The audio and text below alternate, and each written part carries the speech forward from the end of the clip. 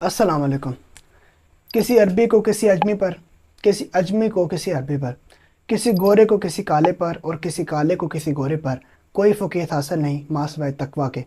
नाज़रीन, ये बलीग और जामे तरीन जुमला उस खुतबे का जुमला है जिसको खुतबा हज्जतुल विदा कहा जाता है।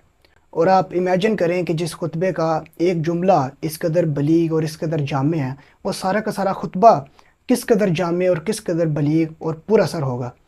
नाज़रीन, आज की इस वीडियो में मैं वो सारा का सारा खुतबा जिसको खुतबा हज्जतुल विदा कहा जाता है, जो आपको हदीस की किसी किताब में पूरा नहीं मिलेगा, जो आपको सीरत की किसी किताब में पूरा नहीं मिलेगा, जो आपको तारीख़ की किसी किताब में पूरा नहीं मिलेगा, जो आपको फ़न और रिजाल की किसी किताब में पूरा नहीं मिलेगा, वो सारा का सारा खुतबा आपके सामने इस वीडियो में पढ़ने वाला हूँ।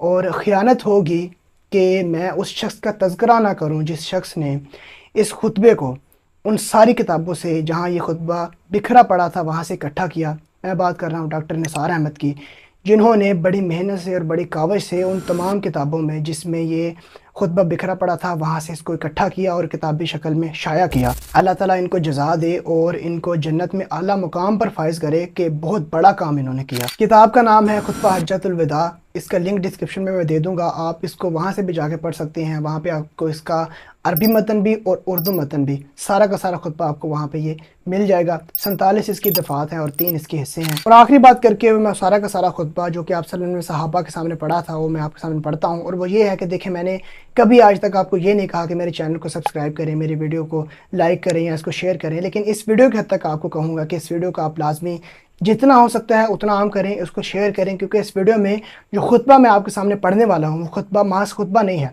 वो खुतबा उस हस्ती के अल्फाज हैं कि जिसके लिए ज़मीन व आसमान को बनाया गया।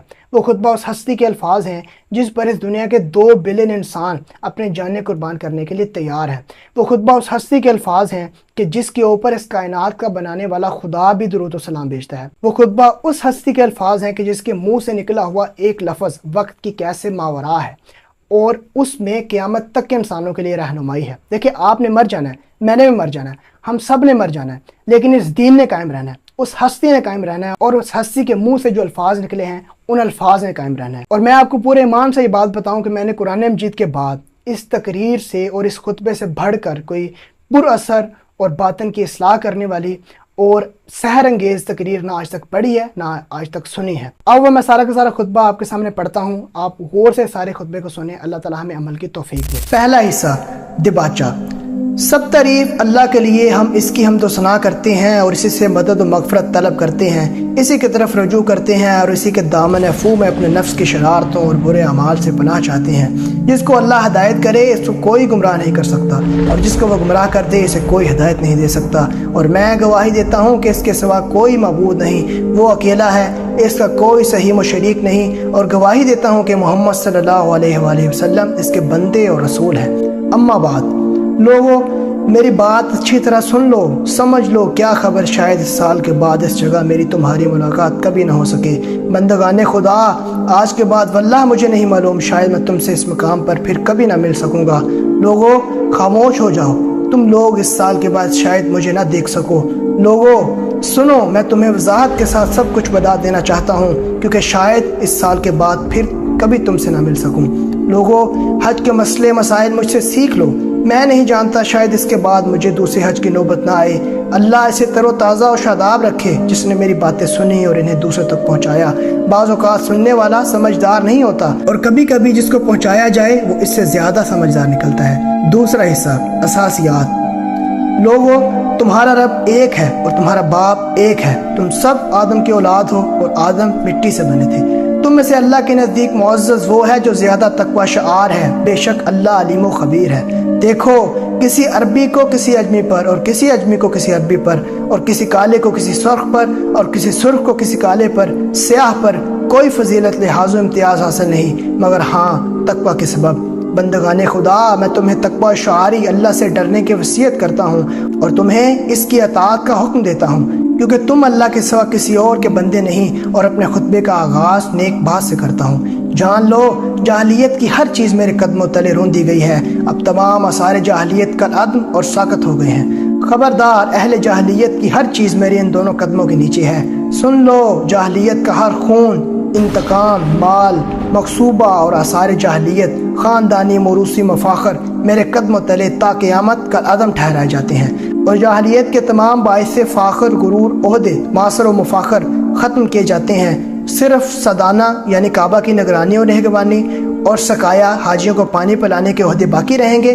قتل عمد کا قصاص یعنی اس کا بدلہ لیا جائے گا۔ قتل عمد کے مشابہ وہ قتل ہے جو لاٹھی یا پتھر سے وقوع میں آئے، اور اس کی دیت 100 مقرر ہے۔ اس سے زیادہ جو طلب کرے گا وہ اہل جاہلیت میں شمار ہوگا، اور ہر قسم کا سود آج سے ممنون قرار پاتا ہے۔ البتہ تمہیں اپنی اصل رقم لینے کا حق ہے، جس میں نہ اوروں کا نقصان ہے اور نہ تمہارا نقصان۔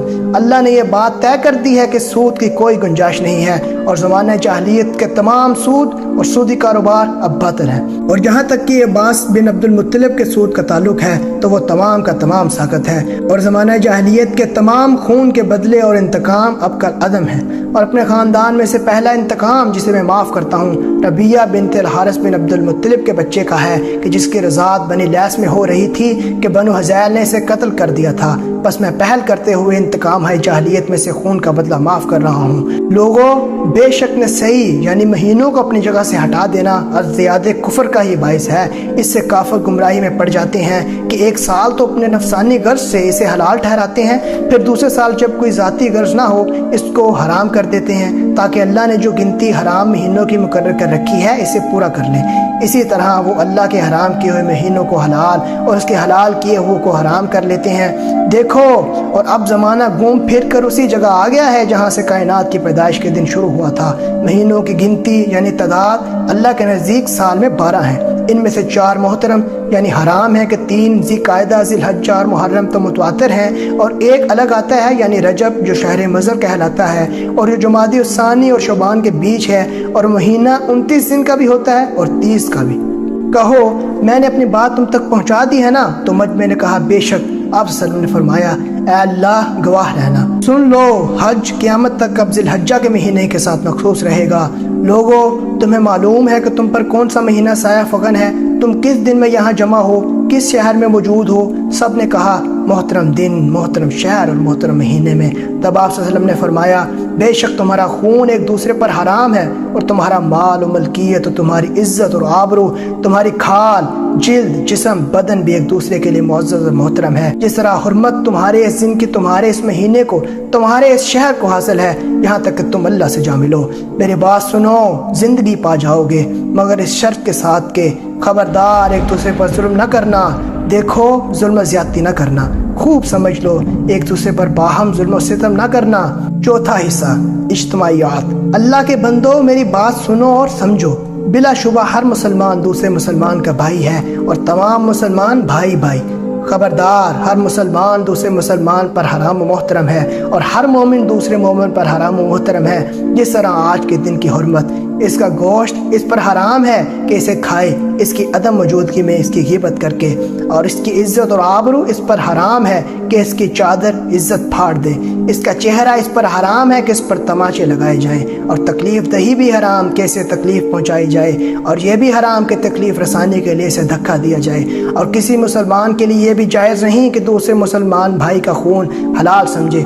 مال مسلم بھی حلال و جائز نہیں سوائے اس کے کہ وہ جو اپنی خوشی سے دے دے۔ اور میں تمہیں بتاؤں کہ مسلمان در حقیقت ہے کون؟ مسلمان وہی ہے جو اپنی زبان اور ہاتھ سے دوسرے لوگوں کو محفوظ رکھے، اور مومن در حقیقت وہ ہے جس سے دوسرے لوگوں کا جان و مال امن و عافیت میں رہے، اور مہاجر در حقیقت وہ ہے جو اپنے گناہوں اور خطاؤں سے کنارہ کشی کر لے، اور مجاہد تو دراصل وہ ہے جو اطاعت الہی کی خاطر اپنے نفس کا مقابلہ کرے۔ خبردار، اگر کسی کے پاس امانت رکھوائی جائے تو وہ اس بات کا پابند ہے کہ امانت رکھوانے والے کو اس کی امانت واپس لوٹا دے۔ قرض واپس ادائیگی کا متقاضی ہے، ادھار لی ہوئی ہر چیز کو واپس کیا جانا چاہیے، عطیہ لوٹایا جائے۔ ضامن ضمانت یعنی تاوان کا ذمہ دار ہے۔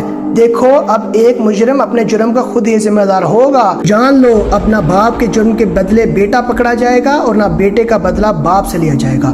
عورتوں کے بارے میں اللہ سے ڈرو، کیونکہ تم نے انہیں اللہ کی امانت کے طور پر حاصل کیا ہے، اور اللہ کے کلمات یعنی احکام کے تحت ان کے سطر تمہارے لیے حلال ہوئے۔ خبردار، تمہارے لیے عورتوں سے نیک سلوک کی وصیت ہے، کیونکہ وہ تمہاری پابند ہیں، اور اس کے سوا تم کسی معاملے میں حق کی ملکیت نہیں رکھتے۔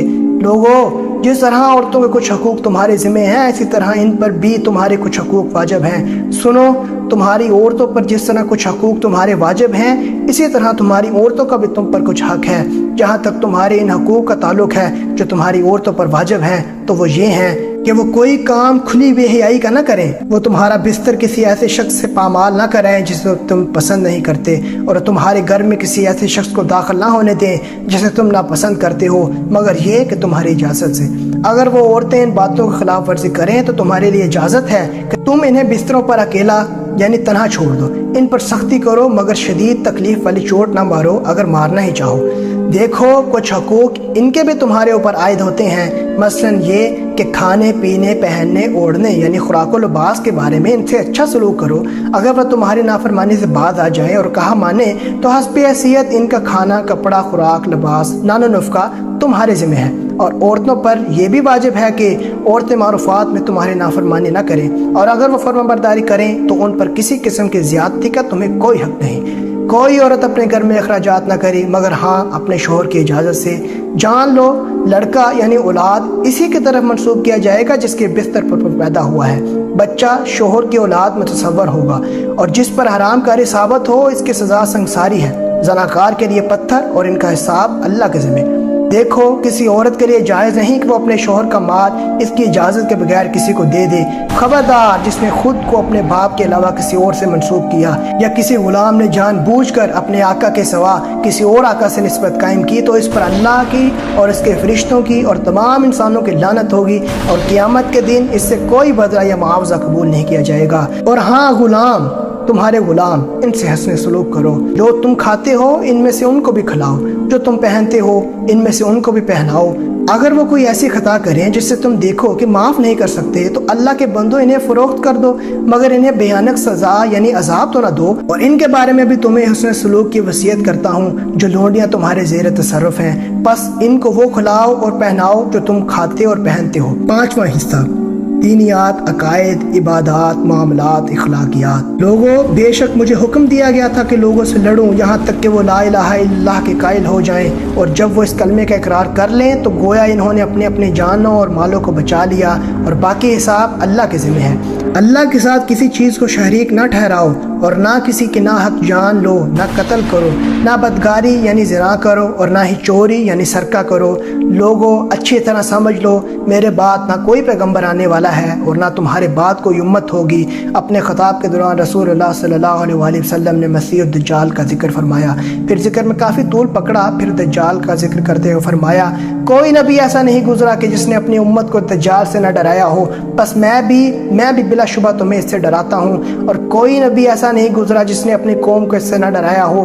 بے شک میری سب سے افضل دعا بلکہ تمام انبیاء ما قبل کی یہی ہے، لا الہ الا اللہ وحدہ لا شریک لہ، لہ الملک و لہ الحمد بیدہ الخیر یحیی و یمیت وہو علی کل شیء قدیر۔ خوب سن لو، اپنے پروردگار کی عبادت کرو، نماز پنجگانہ ادا کرو، رمضان کے روزے رکھو، اپنے رب کے گھر یعنی خانہ کعبہ کا حج کرو، اپنی زکوٰۃ خوشی خوشی دیا کرو، اپنے حکام کی اطاعت کرو، اور اسی طرح ان امور کی انجام دہی کے بعد بطور اجر اپنے رب کی جنت میں داخل ہو جاؤ گے۔ اللہ سے ڈرو، ترازو سیدھی رکھ کر تولا کرو، اور لوگوں کو ان کی چیزیں ناپ تول میں کم نہ دیا کرو، اور ملک میں فساد کرتے نہ پھرو۔ خبردار، دین میں غلوف یعنی مبالغہ میزی اور انتہا پسندی سے بچو، اس لیے کہ تم سے پہلے جو قومیں تھیں وہ دین میں غلوف کی وجہ سے ہلاک کر دی گئیں۔ لوگوں، دیکھو شیطان اس بات سے تو بالکل مایوس ہو چکا ہے کہ تمہاری اس سرزمین پر کبھی اس کی پرستش کی جائے گی، مگر چوکنا رہو، وہ اس بات پر بھی راضی ہوگا کہ اس پرستش کے سوا چھوٹی چھوٹی باتوں میں اس کے اشاروں کی تعمیل کی جائے۔ بس اپنے دین و ایمان کی حفاظت کی خاطر اس سے بچے رہنا۔ لوگوں، اللہ نے میراث یعنی ترکہ میں ہر وارث کا جدا کرنا حصہ مقرر کر دیا ہے، اس لیے وارث کے لیے تمام مال میں وصیت کرنا جائز نہیں، چنانچہ کسی کو 1/3 سے زائد مال کی وصیت کا حق نہیں ہے۔ بقول راوی، پھر حضور صلی اللہ علیہ وسلم نے ہمیں صدقہ کا حکم دیا اور فرمایا صدقہ دیا کرو، اس لیے میں نہیں جانتا مگر شاید تم آج کے بعد مجھے پھر نہ دیکھ سکو۔ اللہ کے نام پر جھوٹی قسمیں نہ کھایا کرو، کیونکہ جو اللہ کے نام پر جھوٹی قسم کھائے گا اللہ اس کا جھوٹ ظاہر کر دے گا۔ لوگوں، علم یعنی تعلیم و معلومات میں سے جو کچھ حاصل کر سکتے ہو لے لو، اس سے پہلے کہ وہ سمیٹ لیا جائے اور قبل اس کے کہ علم کو اٹھا لیا جائے۔ خبردار، علم کے اٹھائے جانے یعنی ختم ہو جانے کی ایک شکل یہ بھی ہے کہ اس کے جاننے والے ختم ہو جائیں۔ آپ صلی اللہ علیہ وسلم نے یہ بات 3 مرتبہ فرمائی۔ دیکھو 3 باتیں ایسی ہیں جن میں مومن کا دل دھوکہ یعنی فریب اور کینے کا شکار نہیں ہوتا، یعنی عمل میں اخلاص کہ صرف اللہ کے لیے، مسلمان حاکموں کی خیر خواہی میں، عام مسلمانوں کی جماعت سے وابستگی میں، کیونکہ ان مسلمانوں کی دعائیں انہیں گھیرے رہتی ہیں، اس پر سایہ فگن رہتی ہیں۔ اللہ نے ایسی کوئی بیماری، دکھ اور تکلیف پیدا نہیں کی جس کے دوا بنا اتاری ہو سوائے بڑھاپے کے۔ لوگوں میری بات سمجھو، کیونکہ میں نے سب کچھ تم تک پہنچا دیا ہے۔ میں نے تمہارے درمیان ایک ایسی چیز چھوڑ دی ہے کہ تم کبھی گمراہ نہ ہوگے اگر اسے مضبوطی سے تھامے رہے، اور وہ ہے اللہ کی کتاب۔ اور میں نے تمہارے درمیان ایسی چیزیں چھوڑ دی ہیں کہ اگر ان کو تھامے اور پکڑے رہے تو پھر کبھی بھی گمراہ نہ ہوگے، صاف و روشن اللہ کی کتاب اور اس کے نبی صلی اللہ علیہ وسلم کی سنت۔ لوگوں سنو اور اطاعت کرو، اگرچہ تمہارے اوپر کوئی نکٹا حبشی غلام امیر بنا دیا جائے جو تمہارے درمیان کتاب اللہ کے احکام کو قائم اور نافذ کرے۔ جان لو ہر نبی یعنی کہ پیغمبر کی دعوت گزر چکی ہے سوائے میری دعوت دین و شریعت کے کہ وہ ہمیشہ کے لیے ہے۔ میں نے اس کو اپنے پروردگار کے پاس قیامت تک کے لیے ذخیرہ اور جمع کر دیا ہے۔ اما بعد، انبیاء علیہ السلام قیامت کے دن کثرت تعداد پر فخر کریں گے، بس تم مجھے اپنی بدعمالیوں کے سبب رسوا نہ کر دینا۔ میں حوض کوثر پر تمہارے انتظار میں رہوں گا۔ خبردار، میں حوض کوثر پر تم سے پہلے پہنچوں گا اور دوسری امتوں پر تمہاری کثرت کے سبب فخر کروں گا، تو کہیں میری رسوائی کا باعث نہ بن جانا۔ سنو، میں بعض لوگوں کو شفاعت کر کے چھڑا لوں گا، مگر بعض لوگ مجھ سے چھڑا لیے جائیں گے۔ پھر میں کہوں گا، اے میرے رب، یہ تو میرے اصحاب امتی ہیں۔ اللہ فرمائے گا کہ آپ نہیں جانتے کہ ان لوگوں نے آپ کے بعد کیا کیا بدعتیں کر ڈالی تھیں۔ خبردار، میرے بات کہیں کافر نہ بن جانا کہ آپس میں ایک دوسرے کی گردنیں مارنے لگو۔ اور ہاں سنو، تم اپنے رب سے ملو گے تو اللہ تم سے تمہارے اعمال کے بارے میں ضرور باز پرس کرے گا۔ بس جو دنیا میں رہتے ہوئے ہمہ وقت آخرت کو ہی اپنی پیش نظر رکھے گا تو اللہ اسے دل جمی عطا کرے گا اور اسے اس کی آنکھوں کے سامنے دنیا ہی میں بے نیازی و تونگری عطا کرے گا، اور دنیا اس کے قدموں میں سرنگو ہو کر خود آئے گی۔ لیکن جو دنیا کو ہی اپنا محبوب مقصود قرار دے گا تو اللہ اس کے معاملات کو منتشر اور متفرق کر دے گا، اور وہ آدمی دنیا ہی میں اپنی آنکھوں کے سامنے افلاس و تنگ دستی دیکھ لے گا، اور دنیا میں سے تو اسے اتنا ہی حصہ ملے گا جتنا کہ اس کے مقدر میں لکھا جا چکا ہے۔ دیکھو، اب تم نے مجھے جی بھر کر دیکھ بھی لیا ہے اور مجھ سے ان تمام باتوں کو سن بھی لیا ہے۔ تم سے ان قریب میرے بارے میں پوچھا جائے گا تو سچ سچ بتانا، بس جس نے مجھ پر جھوٹ باندھا تو وہ اپنا ٹھکانہ جہنم میں بنا لے گا۔ دیکھو، جو یہاں موجود ہے وہ غیر حاضر تک میری یہ سب باتیں ضرور پہنچا دے، شاید کہ بعض ایسے کہ جن تک یہ باتیں پہنچیں گی یہاں موجود بات سننے والوں سے زیادہ سمجھدار ثابت ہوں۔ سن لو، تم میں سے جو یہاں قریب ہیں ان کے لیے لازم ہے کہ اپنے دور والوں بعد میں آنے والے لوگوں تک یہ تمام باتیں ضرور پہنچا دیں۔ چھٹا حصہ، اختتامیہ۔ پھر آپ صلی اللہ علیہ وسلم نے فرمایا، اے اللہ، دیکھ لے میں نے تیرا پیغام بھرپور طور پر پہنچا دیا ہے یا نہیں؟ پھر لوگوں سے فرمایا، کیا میں نے اللہ کا پیغام تم تک اچھی طرح نہیں پہنچا دیا؟ سنو، کیا میں نے حق کی تبلیغ ادا نہیں کر دیا؟ دیکھو، کیا میں نے تعلیم و تلقین دین کی انتہا نہیں کر دی؟ تو سب حاضرین سامعین مجمع والے بیک آواز اقرار و اعتراف کرنے لگے، بے شک بے شک۔ تب رسول صلی اللہ علیہ وسلم نے فرمایا، اے اللہ گواہ رہنا، تیرے بندے کیسا صاف اقرار کر رہے ہیں۔ اے اللہ گواہ رہنا، یہاں موجود لوگ کیا کہہ رہے ہیں۔ اے اللہ گواہ رہنا۔ پھر آپ صلی اللہ علیہ وسلم نے فرمایا، اور تم لوگوں سے آخرت قیامت میں اللہ کی طرف سے میرے بارے میں پوچھا جائے گا تو تم لوگ کیا کہو گے؟ تو سب نے کہا، ہم گواہی دیتے ہیں کہ بے شک آپ نے امانت الہی ہم تک پہنچا دی اور حق رسالت ادا کر دیا اور امت کو نصیحت کرنے کی انتہا فرما دی۔ بس رسول صلی اللہ علیہ وسلم نے اپنی انگشت شہادت کو آسمان کی طرف اٹھایا اور پھر اسے لوگوں کی طرف جھکایا اور فرمایا، اے اللہ گواہ رہنا، اے اللہ گواہ رہنا، اے اللہ گواہ رہنا۔ والسلام علیکم ورحمۃ اللہ وبرکاتہ۔